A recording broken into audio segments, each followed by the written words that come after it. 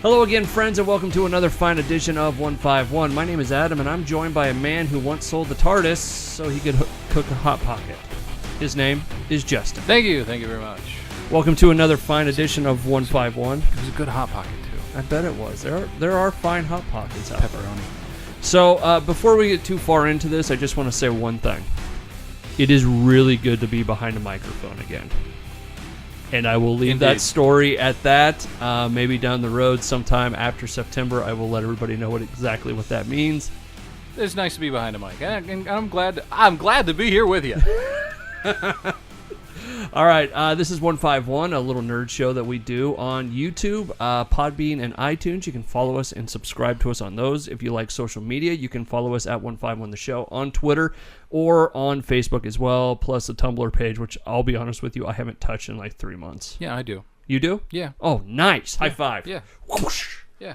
Anything that you're coming up there is coming out of my sick and twisted mind. There's nothing wrong with that. Okay, so on today's version of 151, we're going down a road that we have... The only way I think we've ever actually talked about this subject is because of Comic-Con. A little bit. And in passing. Yeah, and that's about it. But we're going down the road of Doctor Who today. Ooh. Which, let me preface this by saying that my Doctor Who fandom is kind of it's kind of passing at best. Okay. Where there are times when I really like that show, and then I just kind of stop watching for whatever reason. And I don't know if it's boring or whatever, but I like reading about it, and then I'll watch it for a little bit, and I'm like, okay, I'm done with this. I think that happens to all of us. I think it happens because you're a big Whovian. Well, I mean, you have a sonic screwdriver here. I do.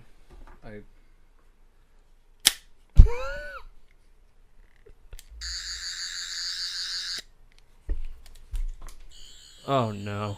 There he goes. So, I not only have the sonic screwdriver, I have a sonic spork. Oh, I didn't even notice it was a spork. It's a spork. It's lots of fun. I do. And you know, that's honestly the sonic screwdriver, the sonic spork, the t-shirt that I'm currently wearing, which was a gift, but very appreciated, of the TARDIS in winter. It's not winter anymore, but it's the only Doctor Who shirt I have. And my autographed copy of the lovely Alex Kingston playing Dr. River's song. That's about it as far as, you know, the Doctor Who merch. I think somewhere in a container somewhere, either in my storeroom or more likely my mother's storeroom, there's a dog-eared copy of the TARDIS technical manual from the mid 1980s. But you were during the first run. When we went to Comic-Con the first year, you were really fired up to see Alex Kingston. Yes. That has as much to do with Alex Kingston as it does with Doctor Who. I'm not going to lie to you. I had no idea who she was. Yep. I mean, I thought it was interesting to go to her little what do they call it, the convention part Q&As. of it? Q&A. Yeah. But like I said, when it came back as the new series, I remember, you know, what's that been? How many years ago was 2005. That? So it's been a dozen years ago. Like it came back. I can remember when they started, you know, oh, Doctor Who's back, Doctor Who's, you know, and all the TV stuff they did for it. But I didn't really get it. I didn't know what was going on. And then over the last few years, I've kind of watched here and there. I've read about it a little bit. And I'll be real frank with you, I can't tell if it's a really good series or not. It generally all depends on who's doing the writing, who's doing the show running, and what direction they're taking it at the time. Doctor Who originally premiered in 1963. Yeah. So, I mean, there's 54 years of different shows, different actors, different showrunners, different, you know, with a small break, obviously. From the late 80s to I have no internet connection, so I cannot help you out at all. So, and I should have looked that up. Yeah. We had the Doctor Who movie, I think, in 1996, and that was it for the dry spell. But since '63, it came out, there's been a lot of different directions it's taken. There are different doctors, different time periods, different showrunners that I enjoy.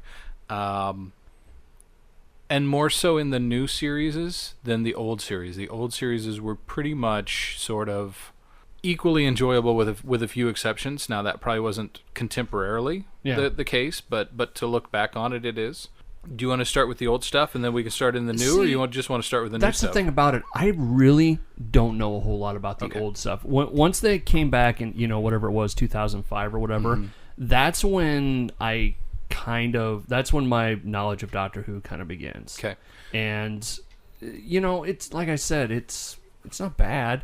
I don't know. And I should say it like this. I want to say that I get bored with it, but that is not what I mean. Okay. Where it doesn't become, it goes away from being a priority for me. It loses your interest. Yeah. Yep. But it's not because it's boring, because I'll remember something and be like, oh, I should look that up on the internet or whatever. And I'll read about Doctor Who. And that, for a while, for me, it was more fun to go and read, like the Wikipedia pages about Doctor Who than it actually was to watch the show. Which should say something about the level of show running that's happening right now, if that's really, what's grabbing your attention. But so Doctor Who started out in 1963. It was a little BBC, black and white, no budget, kids programming. And it's still considered kids programming. Was it kids? It's kids programming. Okay. And basically what they did was, Star Trek was always wagon train to the stars. In a sort of kind of thing, it was the same thing. The old grandfatherly figure with the companions, it was always seen through the lens of the companions. Yeah. Even though our main character was an alien. It was very vague. Basically what they used that TARDIS for, transporting in time relative dimensions in space, was a way to have a Western this week so they could reuse sets. Yeah. Have a space show this week and never have to be one genre. They could consistently move from, whatever it wanted to be, whatever, historical drama, Western, future, whatever. Yeah. So it was easy. They could recycle props out of the prop department.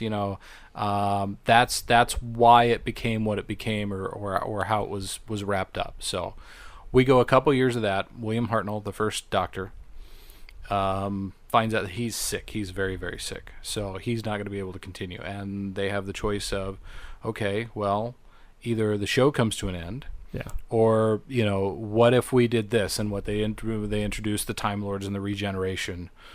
So did people know that he was a Time Lord? Like, did they have that terminology?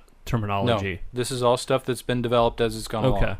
I don't think Time Lords was actually mentioned until they regenerated him at the end of William Hartnell's run. Okay.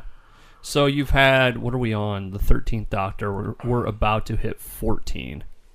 13... Well, 14 technically, if you include John Hurt in that, which we'll get to. Yeah.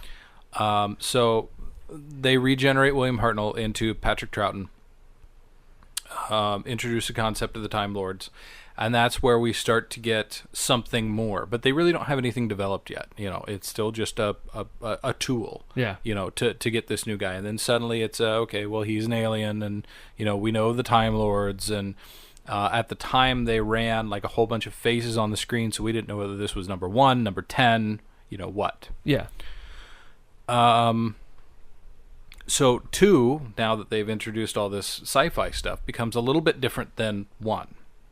Okay, and as the we're talking about the late 60s here, things are changing socially. Both, in America and in Britain, and I don't think... Just TV-wise in general. Yeah, and I don't think at this point in time that anybody in the United States knows who Doctor Who is or what it is. It's a strictly BBC thing. They get through Troughton's run.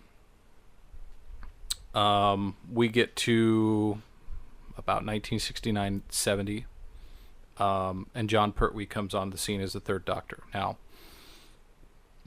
This is also the time that James Bond is becoming very popular. Yeah, I remember you telling me about this. And what the world is seeing out of British cinema, British broadcasting is James Bond, and they say we got to be more like James Bond. So they strand the Doctor on Earth. Which is always a good idea in TV or whatever, to just copy everybody else. It kind of worked, though. I mean, John Pertwee really kind of owned that. Venusian judo, I believe, was his, what he employed. A little of this action, because it was the 70s. Yeah. So they strand him on Earth. They make him work for UNIT, which is United Nations Intelligence Task Force, something like that. Yeah. I don't remember the acronym. Like I said, I'm knowledgeable. I'm not like an Uber. Yeah, you're not one of the dudes that shows up and. Exactly, is it? Well, at any rate, I mean, he goes through different versions. He goes through different versions of himself, but my point with that is, as he goes through that, the show suddenly changes into a contemporary on Earth, alien incursion, the Doctor coming and rescuing and saving the day and whatnot. Very much not a traveling in time and space, but very much a earthbound spy show. Military-esque. Which makes a ton of sense.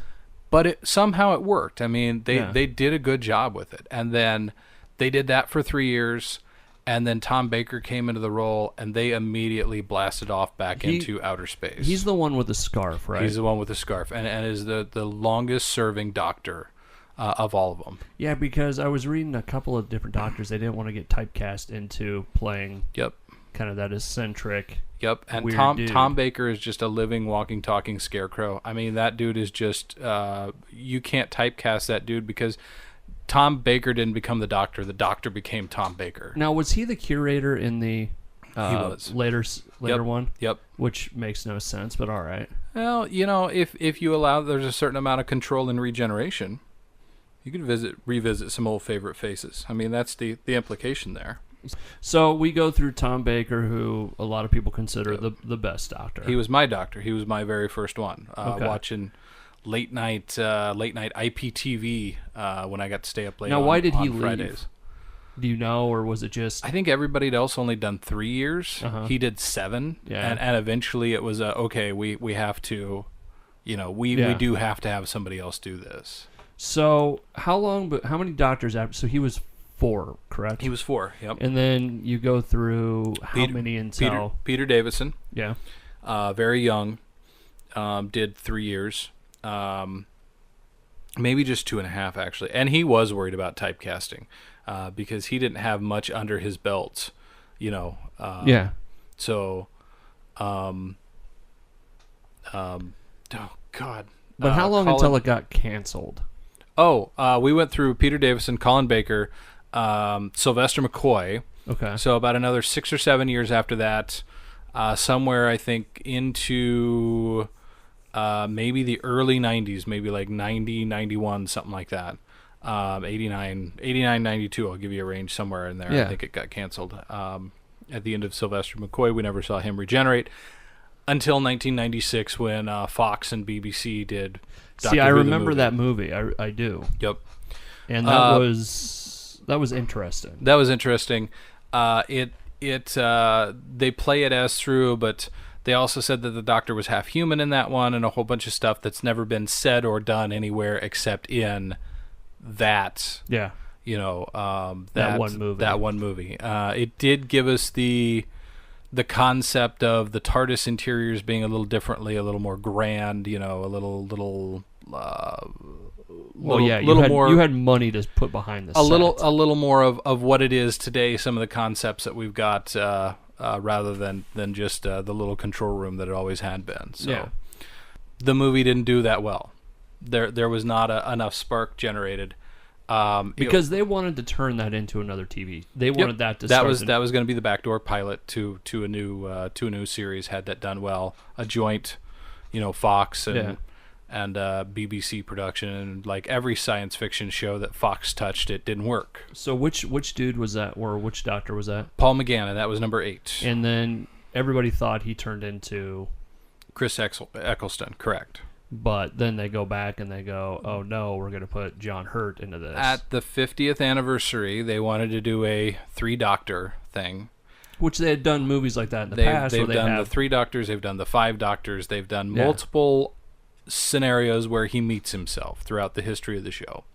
And because Chris Eccleston, the Ninth Doctor, who only did a year when he started, has repeatedly said no to anything. Like, he did his year and then no, doesn't do anything. And he sounded like, I read one interview where they said he didn't want to get typecast. Then there was another one that he didn't like how they produced it, where he felt like it was too much of a factory type setup. There's been all sorts of, depending on what you want to listen to and what you want to hear at the time, all sorts of stories about why he left. And I'm sure there's somebody watching this or listening to this yelling at us for. Oh, I'm absolutely certain. And if feel free to write in, link your articles, whatever. And like I said, I am not an expert on this show. I have an interest in it. I think it's an interesting show and some concepts, but yeah, the overall, I don't know if I'd call myself a Whovian. Probably not. I don't know whether I should be able to call myself. You have a sonic screwdriver, though. I do have a sonic screwdriver. Well, anyways, so they bring it back. Chris Eccleston. He comes back. He does this year, and then it's David Tennant. David Tennant, who I actually really like. David Tennant was the perfect Doctor. Really? You think he's the perfect Doctor? For bringing back that show and making it pick up some steam, David Tennant was the perfect Doctor. And he didn't want to do it forever, if I remember you talking about this correct, but they would have let him go as long as they wanted. I think they would have.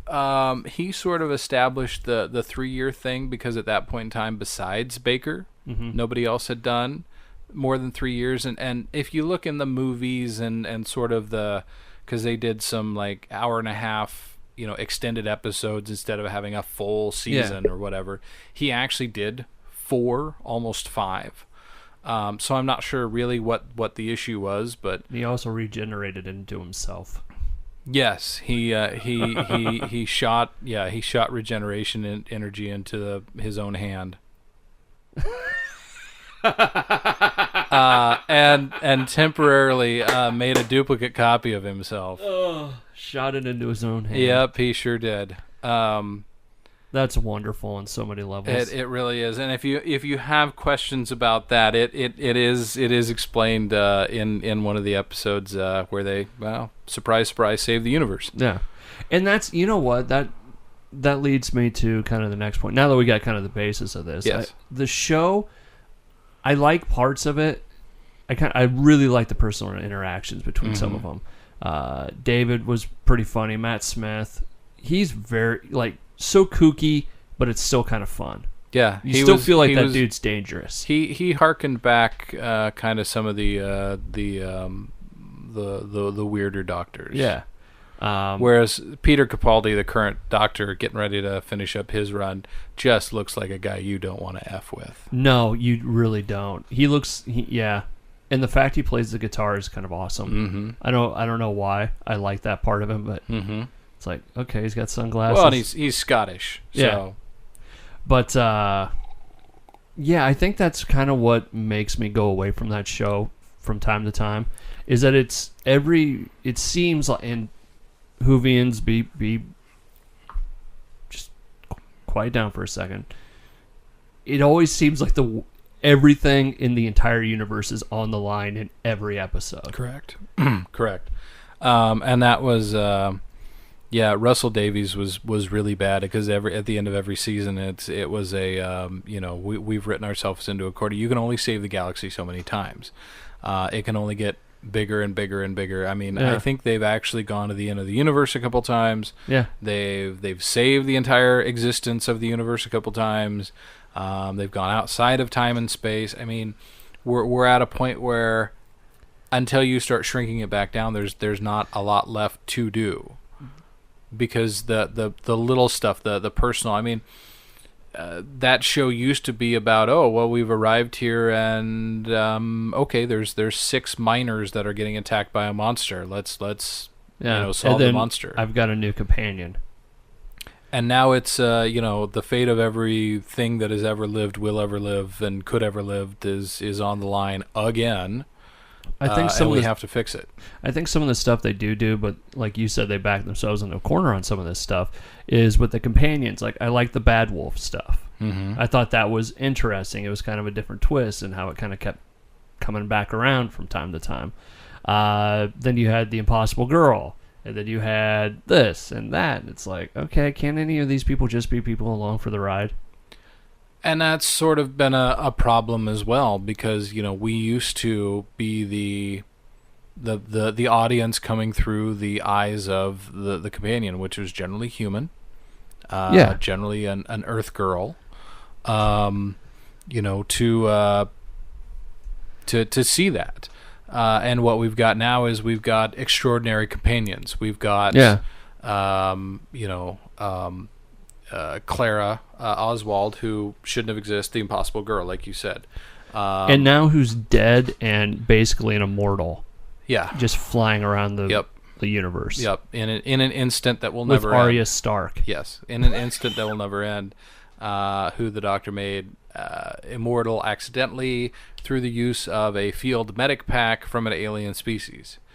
Don't get me wrong. I liked the shop girl, Rose. Rose was a good companion to start out with. She was completely ordinary.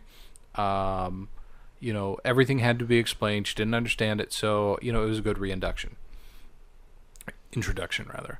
At a certain point in time, yes, I think you can skip some of the shortcuts and assume that people are smart enough to be up to speed, because constantly being re-explained to that it's bigger on the inside. Exactly. That's what she said. Constantly does drive some of us who have seen 50 years worth of Doctor Who crazy. So now, okay, we've got a lot of this set up, like you just said, right?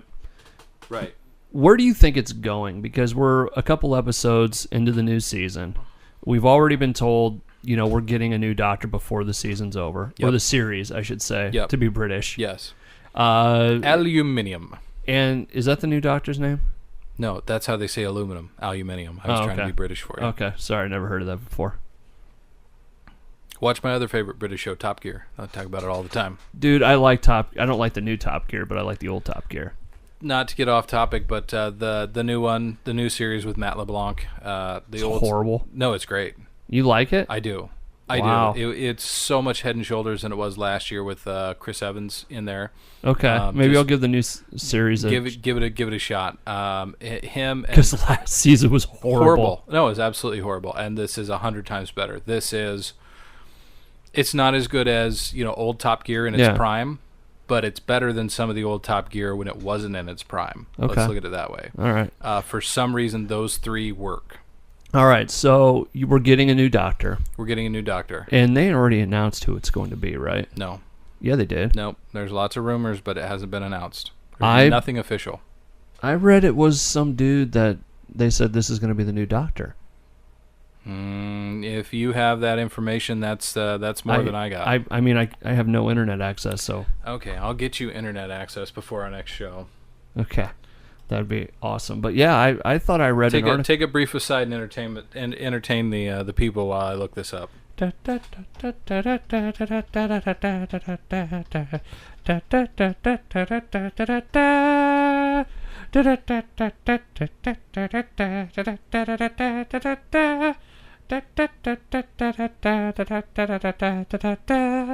Nope, nothing. Really? There's a rumor, and it's claimed that this guy named Chris Marshall, I've never heard of before, but let me see him. With the exception of Peter Capaldi and David Tennant. Because Capaldi said he's already filmed. Capaldi's done. He's out. I really thought I read that that it's been recast and they're just kind of waiting on the episode. No. There was an April Fool's joke that he was going to regenerate back into David Tennant. That'd be awesome. That was going around for a little bit. So. Well, I just saw a thing about how you can go have the dinner with the doctors or whatever. Mm-hmm. Yeah, and David Tennant did that. Yeah, on Omaze, all of them, of the so I think surviving doctors are going to get together. Which, by the way, the David Tennant stuff is going to come up in probably our next show a lot. Okay. For things we're watching and all that. Okay. And Doctor Who is going to come up again. Okay. So.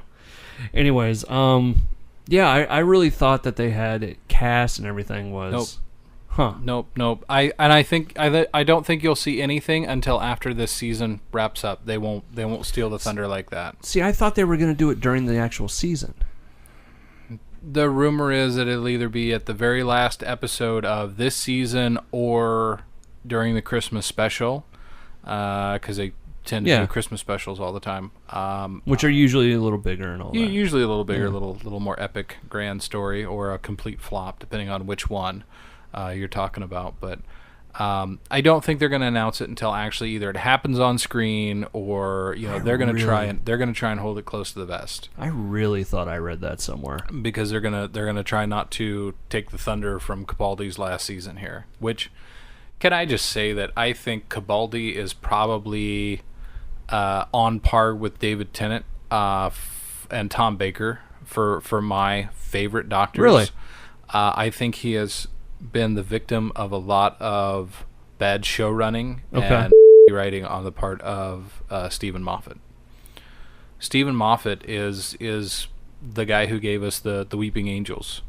Is the guy who gave us some of the most brilliant episodes of invented River Song. I think he invented Captain Jack Harkness. I mean, he has given some of the best characters and episodes of New Doctor Who, but when it came time to produce 13 of them for a series, he just kept trying to overdo himself, and he just shot himself in the foot. Yeah, I kind of like when you get to know just the Doctor, or you get to just hang out and go see something.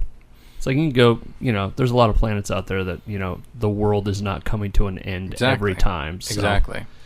I don't know. Doctor on Vacation. I mean, that's still an interesting episode if it's written right. Have they done that episode? Actually, we've seen that a couple of times. I was going to say, I mean, they've got 50 years worth of material we've seen that a couple of times. All right. Well, does that pretty much wrap up our Doctor Who? Okay, let me ask you this. Yeah. Your top 3 Doctors in 3, 2, 1. Top 3 Doctors: Tom Baker, David Tennant, and Peter Capaldi. Is Capaldi your best one? No, Tom Baker, David Tennant, Peter Capaldi. Well, I said 3, 2, 1. Oh, sorry. That's why I was like, oh my God, Capaldi is number 3, Tennant is 2, Tom Baker is number 1. You can't. Then why do you have Matt Smith's sonic screwdriver? It was a gift. Okay. And I told you before we were filming, when I picked this up, what did I say? I wish I had the 4th Doctor's sonic screwdriver, because that's Tom Baker. Okay. All right. I got to pay attention. I was setting up. All right. But I will say that Matt Smith is the only one with kung fu action here, which is kind of cool. So, Capaldi used sunglasses for a long time. He had sunglasses there for a while. I think the guitar was working as a sonic screwdriver as well. He went. He holds his sideways, right? He went hands free there for a while. Doesn't he hold his sideways or something? Like gangster? Yeah. I guess I haven't paid too much attention. I think it's a general pointing like this. Huh. Allow me to demonstrate. Like this. Like this. But it's a scientific instrument. What the hell is he pointing it at anyway? I actually like the John Hurt stuff. I will say that about the Doctor Who. It's nice to have a cantankerous, cranky old doctor making fun of young Doctor. There's no doubt about that. That's older than him. The best part for me in that entire 3 Doctor special was when David Tennant basically, does his whole "I'm a 908-year-old Time Lord from blah blah blah blah blah blah blah" to a rabbit. Yeah. Yeah. So, no, I thought that episode I really liked. Mm-hmm. I actually did, and I liked the Bad Wolf stuff in there, and I liked. Ironically, in the past, in all the new season, David Tennant was 908 years old. Peter Capaldi is now 2,000 years old. We have covered more than half the Doctor's life in a big series of jumps here, mostly taken by Matt Smith. And didn't he spend 4.5 billion years in a room? Well, but that didn't count because that was a closed time loop. Yeah, but still. 4.5 billion years. Yeah, but that was a closed time loop. Screw that noise. He just repeated the same for a total of 4.5 billion years. All right. I think Matt Smith got 1,000 years all on his own. So. All right, so there you have it, our Doctor Who episode. A lot of facts, not much discussion, but I'm still kind of on the surface with a lot of it. Yeah. I haven't read everything there is to know about it, kind of like a Star Trek or a Marvel or something like that. It's hard to grasp. It is. It's thick. It is still waters running deep. And when you have so many different timelines and so many things canceling each other out and all that, the continuity. Correct. It's Correct. The good news is there's several jumping on points. You can go back and you can, if you have a stomach for foam monsters and cardboard sets, you can go back and you can check out old Doctor Who, and be very, very much entertained if you want to go retro. It's a lot of cheesy, soap opera acting and poor effects and whatnot, but you can do it. The stories are still good stories. Okay. If you want to jump in at 2005 with Chris Eccleston, that is a perfect jumping on point because it'll tell you everything you need to know. And that's essentially me. You need the Chris Eccleston / David Tennant arc together to get that out. But viewers at home, if you want to jump in, you can jump in again at Matt Smith and be okay. Okay, let's wrap up with this part of it. Who's the hottest companion? Amy Pond is pretty amazing. Karen Gillan is one of the most attractive members of the female human race on the planet. I will give you that. There'd be a lot of doctor's appointments in that. That being said, I think we already know my affinity for Alex Kingston. I don't think she can count as a companion, though, because she's the doctor's wife. She doesn't count. Yeah. I was a huge fan of Sarah Jane Smith back in the day. Okay. Just a huge crush on Sarah Jane Smith. What do you think of the new companion? Bill? Yeah. I'm not sure what to think yet. What superpower will Bill have by the end of this? That's a question. I'm still waiting to be disappointed. I guess in what's going to come out of Bill. If Bill is nothing more than what she appears to be, then I'm going to think very highly of her. If this is a bait and switch that she's somehow linked to whatever's in that vault, I will be very, very, very disappointed and just ready for Stephen Moffat to go the hell away. All right. There you have it. That's our Doctor Who episode here on 151. If you'd like to follow us on Facebook or Twitter, it's at 151 The Show. You can also find us on Podbean in audio form and iTunes as well. And we hope that you subscribe to our YouTube channel.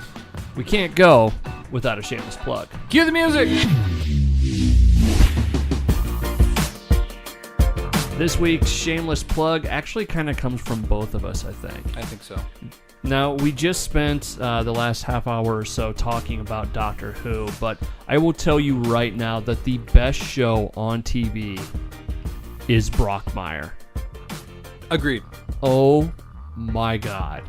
We taped this the other night and started watching it, my wife and I, and I have a hard time getting her to watch new shows because she doesn't have a lot of time, and she watches all of the Chicago shows like Chicago Fire, Chicago Police, or what is it, Chicago PD, Chicago Fire, Chicago Law. I think they have one about Chicago dog catchers at this point. Chicago Veterinary. Yeah, right? Chicago Street and Fire. Chicago. Doc McStuffins. Chicago. But I got her to sit down, and we had about 3 episodes of Brockmire taped. And I'm like, you want to watch this early half-hour episode? She goes, okay. Not to interject real quick, but as the wife and I were watching this the other night, does not Amanda Peet just continue to get better and better and better with age? She's awesome. Just gorgeous, stunning creature. Anyway, so, which that's a reason to go back to, what's that movie with her and Bruce Willis? 9 Yards. Yeah, because she's got the whole 9 yards. The whole 9 yards, yep. Anyways, and... I thought 9.5 weeks for a second, and I knew that wasn't right. No, that's not right at all. If only they'd make that with her. Yeah. So, we go through this show. It's on IFC. It's on Wednesday nights, and it is so brilliantly written. It's funny. Don't watch it with kids in the room. No, do not watch it with kids. And it's good. It's very good. Hank Azaria has really created a character that is just just an amalgamation of all these announcers over the years, Oh, yeah. and then just drug him through the dirt. Oh, it's great. I laugh, and it's so well written that there's so many great lines from that or from that show that it's hard to just pick them out as you go. It is. Oh, it completely is. It's more about the style, the delivery, surprise finger in the butt, and Brockmeyer's okay with it. Brockmeyer's going to the doobie a little bit early today. Yep. Butler. We won't go there, but check it out. Yeah, it is hands down, and it's nothing geek related or anything like that. No. It's just good TV. Yep. It very much I think fills the niche that you have for sports and I have for sports movies in the vein of Necessary Roughness and Major League and the Replacements and Manu is my man. All right, so there you go. That's your shameless plug this week. We hope to see you next time.